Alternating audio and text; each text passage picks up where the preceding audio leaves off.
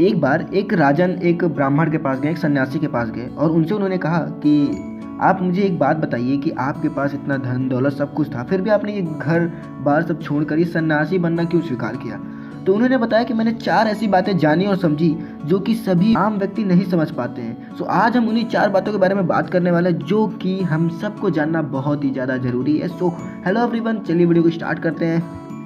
सबसे पहली बात जो उस राजन को उस संत ने बताया था वो है संसार अनित्य है और निरंतर परिवर्तनशील है। संसार अनित्य है, निरंतर परिवर्तनशील है। हमेशा हमारी लाइफ में चेंजेस आते रहते हैं। कभी हमारे पास बहुत खुशी हो जाते हैं हम कि हम ऐसा कर लिया, हमारे पास ये चीज़ आ गया, पर कभी कभी हम बहुत दुखी हो जाते हैं। कभी हम गेम में जीतते हैं, कभी हम हारते हैं, कभी हमें हर चीज़ में सफलता मिलती है, कभी असफलताएं मिलती हैं। तो ये चीज़ें हमेशा परिवर्तनशील, हमेशा चेंज होती ही रहती हैं। इसीलिए कहा गया है कि संसार अनित्य निरंतर परिवर्तनशील है।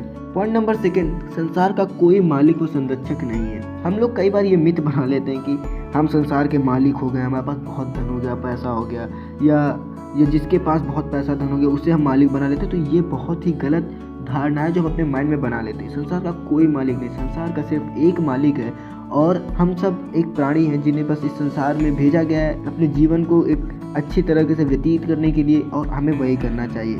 तीसरा पॉइंट है हमारा कुछ भी नहीं, हमें सब कुछ पीछे छोड़ जाना है। हमें घर, गाड़ी, पैसा, धन दौलत सब कुछ मिलता है, पर हम उससे इतना ज़्यादा अटैच हो जाते हैं, हम सोचते हैं ये मेरा है, मेरा। जी नहीं, ये किसी का नहीं है, ये सिर्फ हमें यूज़ करने के लिए मिला है। हम इसे यूज़ करेंगे और फिर यही छोड़कर चले जाएंगे। इसीलिए सिर्फ ज़्यादा इससे अटैच्ड ना हो। हमें सिर्फ जब तक कि ये हमारे पास है तब तक ठीक है, जब ये नहीं है तब भी ठीक है, क्योंकि हम ये चीज़ें सिर्फ हमें कुछ क्षण के लिए मिले, हम सिर्फ इन्हें यूज़ कर सकते हैं और बस। ना इसमें हमारा अधिकार है, ना ये हमारे हैं। जब हमारी मृत्यु होगी तब हम सब कुछ, ये सब चीज़ें छोड़कर पीछे हम चले जाएंगे। हमारा 4th पॉइंट वो है इच्छा के वशीभूत होने से ही सारा संसार दुखी है। आज के समय में अगर कोई भी इंसान दुखी है तो उसका एक ही कारण है और वो है उसकी इच्छा। और अगर आदमी अपनी इच्छाओं पर काबू करना सीख ले तो आज आदमी दुखी रहना भी छोड़ देगा। इसीलिए ज़रूरी है कि अपनी इच्छाओं पर काबू पाया जाए और ये फालतू के दुख सुख से ऊपर उठ जाया जाए। सो यही 4 पॉइंट था जो कि उस संत ने उन राजन को बताया था।